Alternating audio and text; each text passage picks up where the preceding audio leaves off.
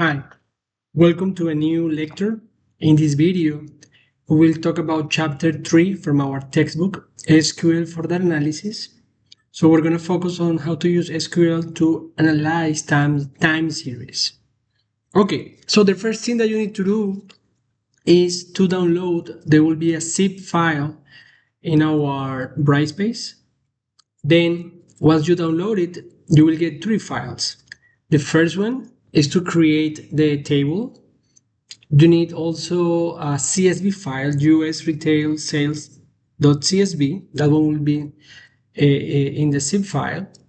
And there is one more file, the time series queries, the .sql file, which has all the queries that are used in the book during chapter 3. Okay, so let's get started. So once you have downloaded the files, and if you go to the create retail sales table.sql, so it has, like here you create a table and then you need to populate the table. So for that, we need to bring the CSV file, the US retail sales. So here we're using some commands, the copy, but be careful because this copy, I cannot just run it here. I cannot, because it won't be recognized. I need to use PSQL. I need to run it from the terminal. Now, before you do that, please make sure that you change the path. When you download this, I will show you, I will remove my path. So I will just keep the name of the file, the US retail sales, and here you will find your path. And then you need to keep the same thing as it is. So how do you get the path? It's simple. Just go to the file. So I don't know where you have your file. Just with right click, you can copy the path. And paste it. And that's the path that you're going to use. So just with the apostrophe at the beginning and at the end, that will be enough. So that's what you need to replace here, right? So you have your own path. Okay, so once you have updated this file, now we are ready to run the file. So here you go to the terminal, make sure that you are connected. In this case, I'm disconnected. So you need to connect to PSQL.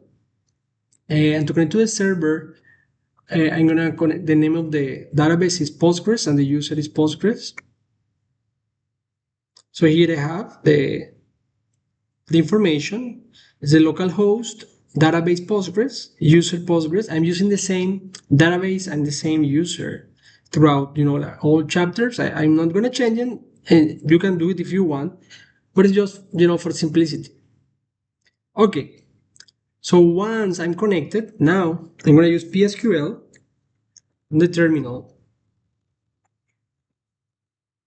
From the terminal, I type PSQL D.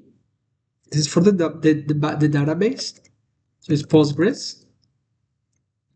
Then the user, in my case, is also Postgres. It's the same as in the previous week. And then I need to add the file that I want to run, which is create retail sales table. So it's create, same name, retail sales table .sql. So we'll ask for my password. So you need to type yours. So now it has copied 22,620 rows, right, in the table. Now we can use the table. So if I go to Postgres SQL here on my VS Code, I can update this. I'm going to refresh. And the table is going to be created here in the public schema. There you go. So this is the retail sales. So at this point, you're done with this file. You don't need it anymore. because you have created a table. Now you can go to the time series queries.sql. So this file is provided by the author of the book. You can find it on GitHub.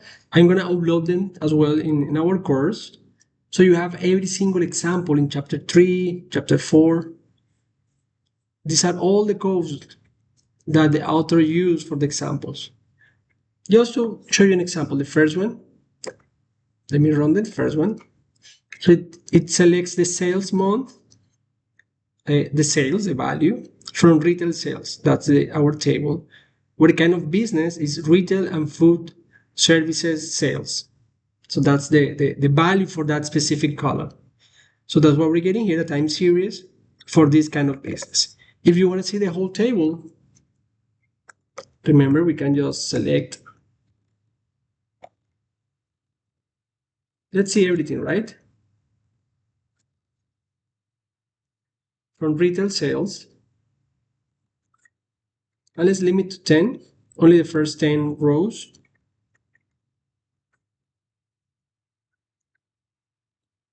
There you go. I'm going to run this. And you can see, all the information you have in your table. So sales month, there are some codes, the kind of business, and the total sales. So this is information, like for different industries, the motor vehicle and part dealers, new car, used car dealers, furniture, there are different industries here. We will focus only on some of them during our analysis. Okay, so in this file, using the SQL file, you can run, the different queries, same as the book. Or what I will do in this video is I'm going to focus only in some aspects that I want to highlight. Because again, you can go over the examples in the book. Okay, so what do we need here in Python? So in this Jupyter notebook, I'm just using our standard libraries, pandas, matplotlib. Remember SQL Alchemy? We use this one in previous videos. This is to connect our Jupyter notebook with the database, right? Then there are some functions here for time series. So ruptors, it's to find changes, like to detect points where the time series changes. This is really important. And these three, from stat models and scikit-learn, these are for forecasting, to predict future values in our time series. All right, so the first step, we connect. Remember that you need to update. You have a different user or different password. Of course, you will have a different password. This is just my information, but again, this is for class purposes. So you need to update this. And then with the engine, that's how we connect with the database. Okay, so let's run our first query. In the first query, we want to visualize the monthly retail sales. Okay, so our query is we're going to select, we want to see these columns, sales month, sales, the sales value, from retail sales, which is our table, so we just want to see one specific kind of business, which is the retail and food services sales. And we want to order this by sales month. We store this information here in a data frame df, right? So with this command, again, we add the query and the engine that we loaded in our previous chunk of code. And this is the time series that we get for that query, right? So now we can visualize, of course, we can use a line, with a plt.plot. That will be enough, this one, right? To visualize the sales per month. This is what you get. This is the sales per month. So you see some, like noise, but if you pay attention, you will notice that this is not like a random noise. It's not just moving like, randomly. There are some patterns. You see that the time series is increasing. That's clear. There are some weird behaviors. For example, here in 2008, 2009, there was a crisis, right? Economic crisis. Some markets crashed. So that's why you see here that the sales were affected by that. But in addition to that, you can see like in every year, there are like cycles, right?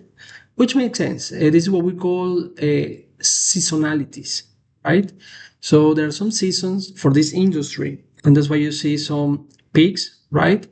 Um, they kind of like repeat every single year.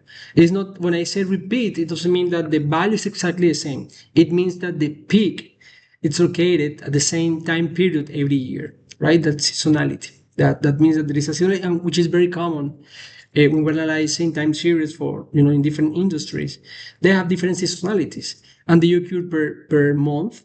But in some cases, even inside the month, within the month, you can have some seasonalities. It's like your sales are not uniform, every single week. Maybe during some specific weeks, you have, like a higher sales.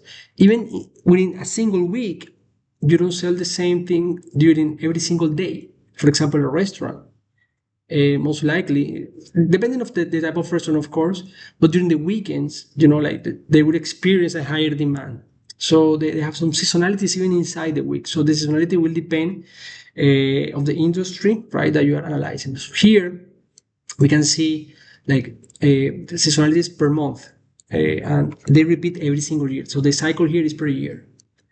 All right, so using time series, we can analyze the pattern or the way that that this specific time series, the behavior over time, and we can identify which model we can use to make predictions in the future, which is one of the main reasons why people study time series to understand the pattern and also to make a forecast. Okay, so now let's analyze the sales per year, not per month. Let's see how it works per year. So in order to do so, we need to create a query. But now we need to change our time variable because originally sales month. So now we're going to take the year. So we're going to use the date part function to take the year. You can do the same to take different things like the month, right?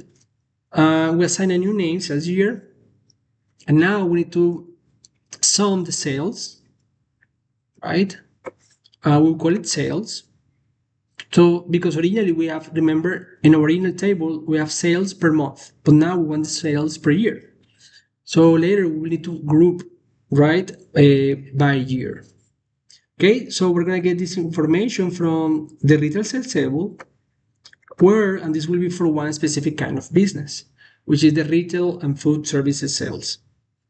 We group by, when we say here one, which is a common thing in the book. You see that the author, she uses one, two. That means the number of the column in the select.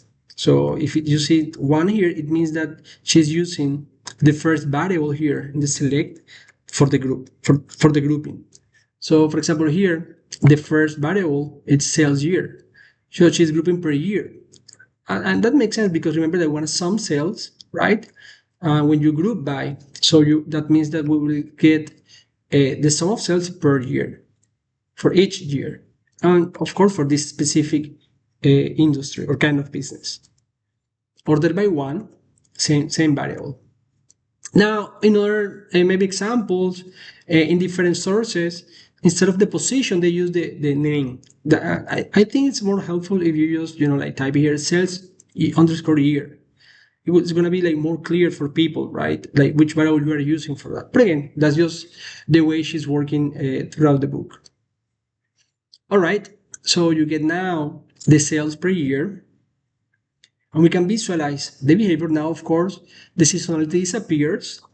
You get a better idea of the signal, right? You can see the signal and not the noise. So it's increasing, right, for this industry. It's increasing. There are some changes. There are some changes in the slope in some specific portions, or there are some drops, right?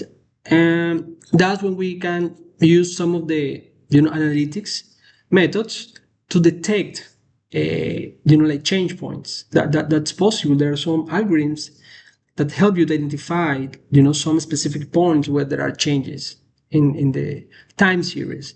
So let's use some change point detection algorithms. So for that, I'm using the Rupture library, which we loaded initially in our libraries. And they offer like around 5 different models to find changes in the time series. So some of them will find like differences in the mean values. Like, let's say that the algorithm is gonna measure like the mean value in segments, and then it's gonna identify when there are some changes in the mean values. And there are other approaches with regression models and different things. I highly encourage you to go over this library and the models that they have. Okay, so here we're using one specific, the L2 model, to identify changes. So it will identify the changes, and then we're going to plot the changes. So the change points, right? So here, every vertical line in this plot represents a change point that was identified by our algorithm. So in this case, we have one here in this year. It's like 1997. There is another one here in 2002, 2007, right? And it makes sense. You see, for example, this one, it has a behavior, but then you see there are some changes in the slope in this area, right? Same thing in this area right here. You see that there is a change in the values. So that's why those points were detected or identified. Here you get the years. Now, if you have context, which is going to happen if you're analyzing information from your company, your industry, you will know for sure like why that happened in that specific like timestamp. You know why, because you know the context, right? In this case, very general. Maybe we know some big things like I mentioned, like when the market, the financial market crashed, that affected like different industries. So that one is clear. But there are other that are not that big. Maybe if you are in that industry, you will know what happened. Okay, I won't go into the details on how to create a forecast, but I want to tell you that that's an important thing when you're dealing with time series forecasting. There are different methods like exponential smoothing. It's very popular. It helps you to deal with like constant behaviors, or if there are trends, linear or nonlinear trends, or if there are seasonalities, as we experience in the monthly time series. You can use the exponential smoothing for that. So you can get it from stat models if you want, the exponential smoothing, and this method can help you, like to model, and it's very standard method. Actually, it's basic. It's very standard when you wanna, predict future values. And again, it will handle different behaviors, like constant behavior, if it's increasing or decreasing, or if it has seasonalities or a mix, trend and seasonality. We have all these parameters in the exponential smoothing. We have also the ARIMA models, ARMA and ARIMA models, autoregressive integrated moving average. It helps you to make predictions using previous values and also the previous residuals. And it's also a very common method for forecasting. I highly encourage you guys to like do your research about these forecasting methods, because in general, to be honest, we now that I think about it, in our different courses in our master program, I think we don't talk that much about time series, but it is really important, especially for companies. Like every single company, regardless the product or service that they offer, they need to make forecasts at some point. It's really important. It's critical. So I need you to at least get an idea that there are some tools out there for that. I will try to add some of like more information in our homeworks, because it's not part of our course, right? This is a big data course, but again, I want you to give you an intuition, also some basic understanding of the things that you can do with the time series. All right, so we combine our different methods and now we can visualize them. So this is the original time series, and here we have the forecast for the next 5 years. So it continues, growing, which is kind of aligned with the behavior during previous years. that's the forecast. Okay, so that's what I want you to do. I mean, even though I know SQL is really important as part of your toolkit as data scientist, but at the end of the day, I am using SQL to know the basics, but also because that's what you will find in most of the cases in companies. Like they have SQL, databases, and you need to get the data from those databases. So most likely you will need to use SQL. But then what really matters is like all the analytics, the models that you can train using that information. And that's what I want to teach you in the first part of this course. Okay, so now we can add more businesses here, like different industries. So let's add two more. Here we have, let's analyze three: bookstores, sporting goods stores, and hobby, toy, and game stores. So we have three different categories here. We're going to group them in our query. So same thing, we get the sales per year. We want to see a kind of business, and we want to sum the sales per year, right? So we need to group, in this case, we need to group by two variables.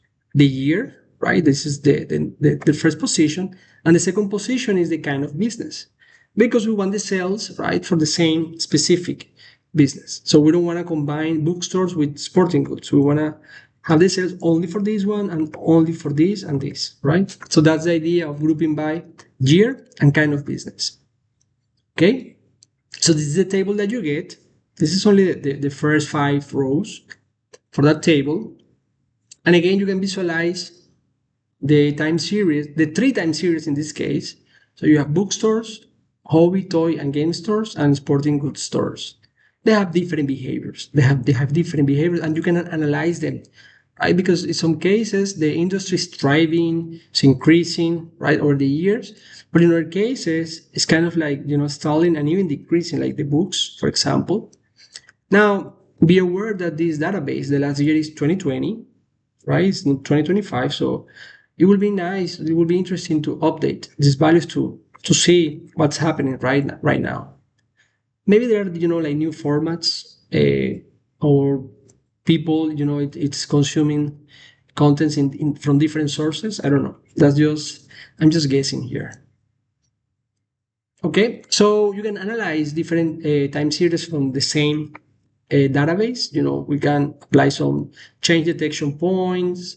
We can make predictions also, right? Or just describe the behavior. Okay, so there are more interesting things here. Maybe I'm just going to mention a couple of them, and you can go over the rest of the code. So, for example, here we're analyzing now men versus women clothing stores.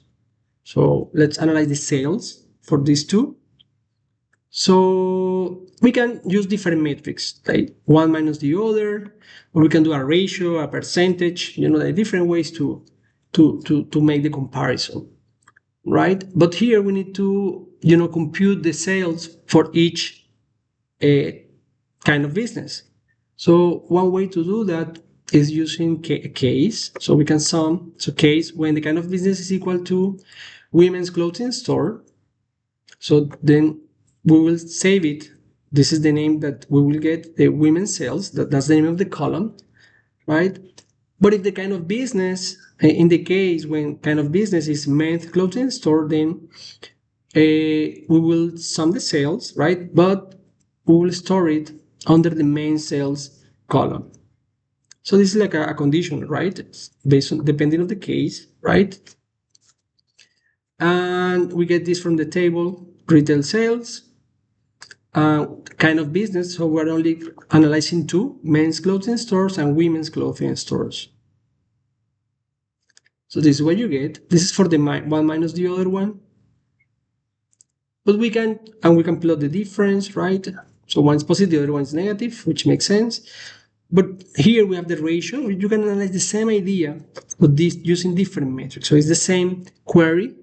The only change is the metric that we are using, which is fine. I mean, the meaning of this is like you can compare variables using different ideas. That's up to you, actually. So that was with the ratio or as a percentage. So this is the percentage difference, and you can plot that, right? So there are different ways to do this analysis, and that's the idea that I want to show in this code. All right. So some of the nice things that you can do. So for example, here the query is to find the percent of total sales by month and kind of business. So let me show you the results so you get an idea, and then we go over the code.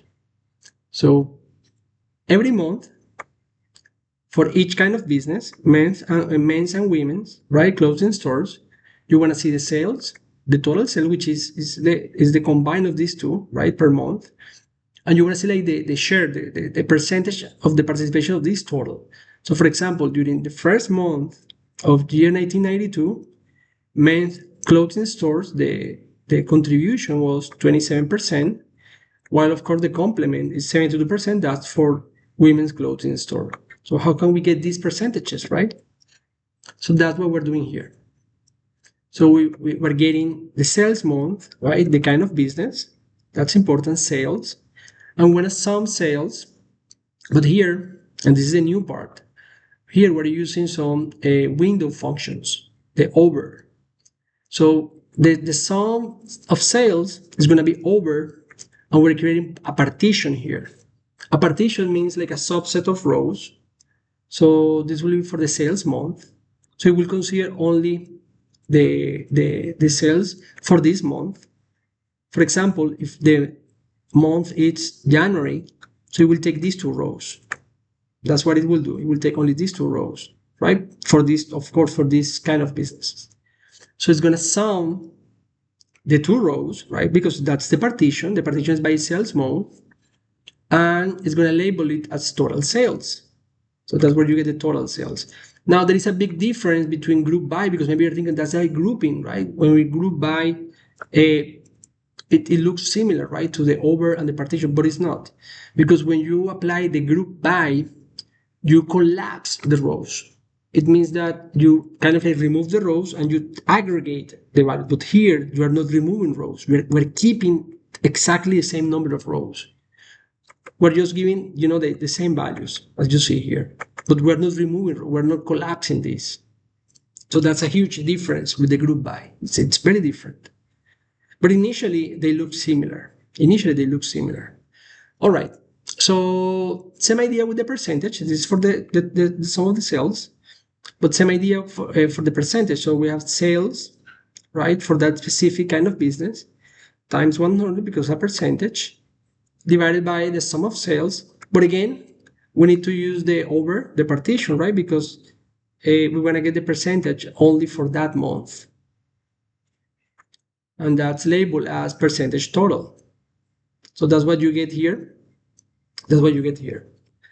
Right? So we will be using in the remaining of the chapter of the book, chapter 3, and also in the other examples, it's common to use the over partition. Sometimes you don't have a partition.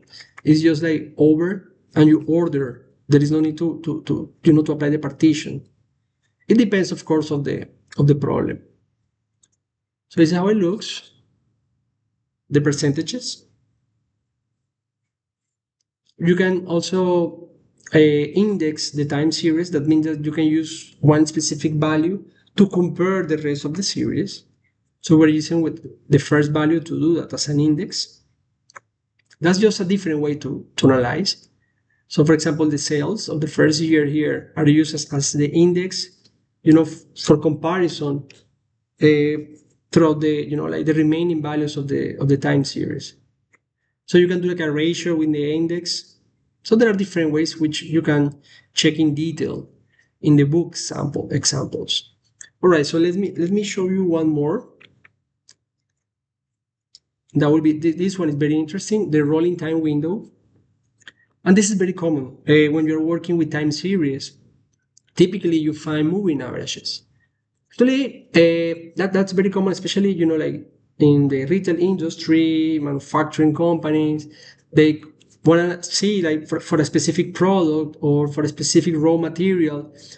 Maybe the analyst wants to measure, okay, what is the average consumption, like per month. So typically you use like a moving average. Okay, so you compute the average of the last 6 months to get an estimation, right? That's like a forecast. It's a basic one, but again, it's very useful and it's very common in industries. Okay, so in this one, let's see how to compute a moving average value considering a window of 12 months. So in our query, let's select the month, the sales, and we want to compute the average sales.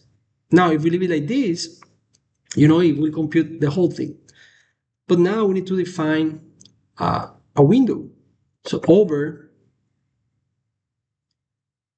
so we order by sale months, but now we won't consider like all rows. No, we will consider only rows between the 11 preceding and the current row.